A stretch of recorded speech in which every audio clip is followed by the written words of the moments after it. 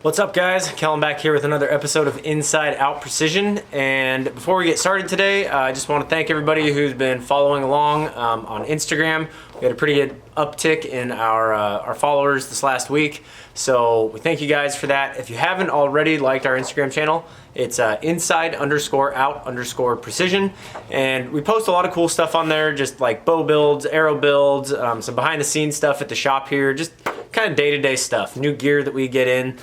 So if you're into archery, if you're a gear junkie, it's a good spot to just kind of see the latest and greatest.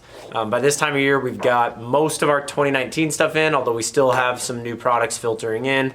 For those of you in Oregon, I'm sure you know that this is the first year we're allowed to have mechanical broadheads, so we're getting a lot of those in right now, and hopefully in the near future here, I'll be able to do some videos testing those broadheads, and we can really get a good idea as to what's kind of the best on the market. So hop on over to Instagram. Again, that's inside_out_precision, and check it out. So today's video is actually going to be more of a tech tip, and it's going to be on the best way, kind of the most precise way to sight in your bow. And this stems from a couple questions that I actually received on Instagram last week, where somebody had watched my bear shaft tuning video, and they messaged me saying, hey, I'm getting a perfect hole with my bear shaft. I'm getting a perfect hole with my fletch shaft. I sighted in at 20, and then when I went back to 50, I was like 5 or 6 inches left. And their arrows seemed to be flying really well. They didn't think it was a tuning issue based on what the paper was telling them. And so my solution to that is actually fairly simple. So first I'm going to go over why they were seeing what they were seeing, and then how to fix it. So most of you, when you sight in, I'm sure, shoot at a target similar to this or some sort of spot. Now, when I'm sighting in, if I get dialed in and I've got a group of arrows that's right here on the the left side of the X-ring, a nice tight group, most people are going to say, oh, perfect, I'm sighted in at 20, I'm going to back up to 30. They shoot 30, they're still still in the white here, maybe just a hair further left, but as they back up, they seem to shoot further and further left. Now, if your bow hasn't been tuned, this very well could be a tuning issue, but if your bow is tuned well, most likely it's just because your sight is actually not perfectly zeroed for your windage at 20 yards. And what I mean by that is that when my pin is dead center in the middle, assuming that my pin was dead center when that shot went off, if I'm actually impacting slightly left or right of center, the further I back up, the more that arrow is going to continue to drift to the left. The further yardage kind of exaggerates how far left I'm going to hit. So even if your bow is tuned well, if I'm actually left or right of the true center line, right down the center of this target, the further I get out, the more my arrows are going to impact left or right.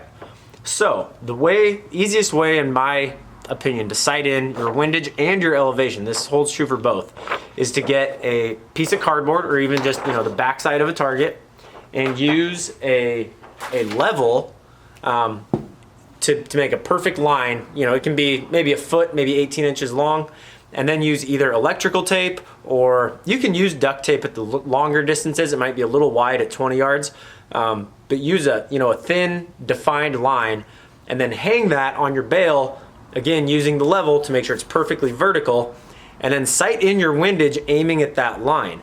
Because again, if I'm in the X-ring at 20, my brain and I say, oh great, I'm sighted in. But if I'm actually a little bit left of what true center is, it's harder to see on a round circle. When I have a vertical line up like that, it's actually much easier to tell. Like if all my arrows are on the left side of the tape, I know I'm going to bump my sight to the left a little bit. And I do that until I'm perfectly in the center of the tape, at least on the shots that feel good. Now obviously if your shot doesn't feel good and I hit off to the right or left, don't count that arrow, only go by the ones that feel really good. But sight in to where you're right in the middle of that tape in 20 yards, and then back up to 30, 40, 50 and see if you're still lined up. And my guess is that if your bow is tuned well, you will maintain that good windage all the way back. Now, if I'm dead on at 20 and I'm perfect and I get back to 50 or 60 and I'm right or left, even though I'm perfect at 20, then you're probably looking at a tuning issue. So I've covered that in some other videos on how to correct a tail right or left tear. If you have any questions, please feel free to message me. But generally, you know, most people have issues because they're actually not truly centered at 20 yards. So then at 40 yards, you know, what's a half inch miss at 20 or a half inch left at 20 is 4 or 5 inches left at 40 or 50 yards. So I really like to use that vertical line. I'll usually even just sight in my windage at distance. So I'll get it close at 20, then I'll back up to 40 and use that vertical piece of duct tape and sight into where I'm hitting dead center in the middle of that duct tape, and then test it again at 20, and most likely, again, if your bow is tuned well, it should fall right in the middle. So that's a very good way to get your windage. Now elevation is the same thing. Whether I'm shooting a fixed 5-pin or I'm shooting a movable sight and I'm trying to get my marks, rather than shooting a vertical line, I'll shoot a horizontal line. So again, you'll want to use a level, make sure you get a perfect straight line across the paper, lay your tape over it, and then when you hang your target on the bail, use that level and make sure that it's perfectly horizontal.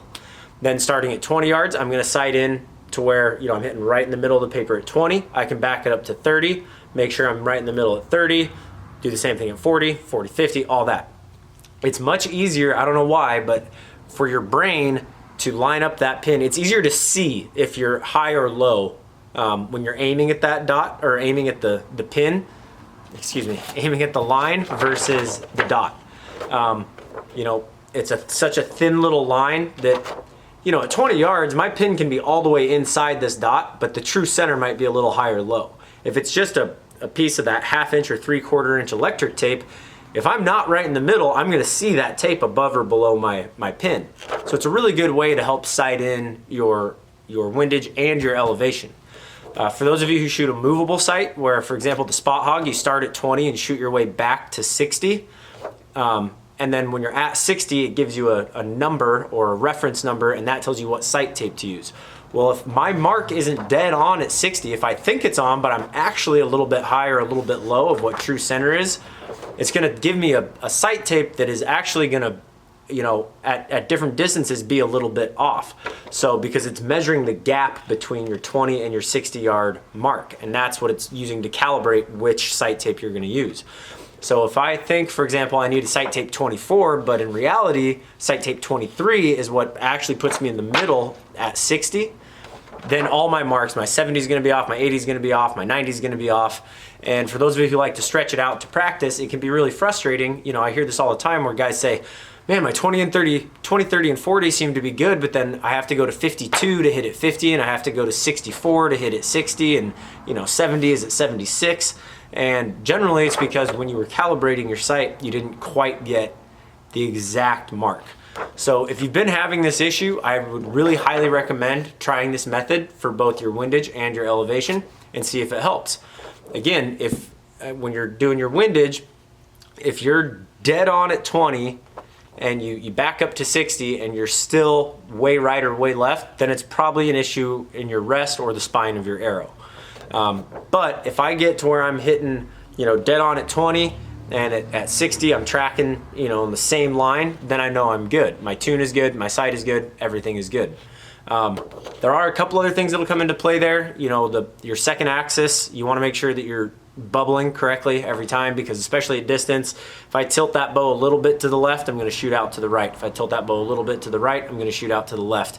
So you need to be pretty conscious and pretty confident with your shooting for this method, but it's a really good way to fine-tune your sight. So I hope that answers some of your guys' questions that reached out. As always, we really appreciate all the comments and feedback. If you haven't hit the subscribe button, hit below. That way when we put out these videos, you'll get a notification, and you never know. Maybe one of the videos we have come up is exactly what you've been looking for. So thank you guys for watching again. Until next time, keep it in the middle, and remember, precision is a decision.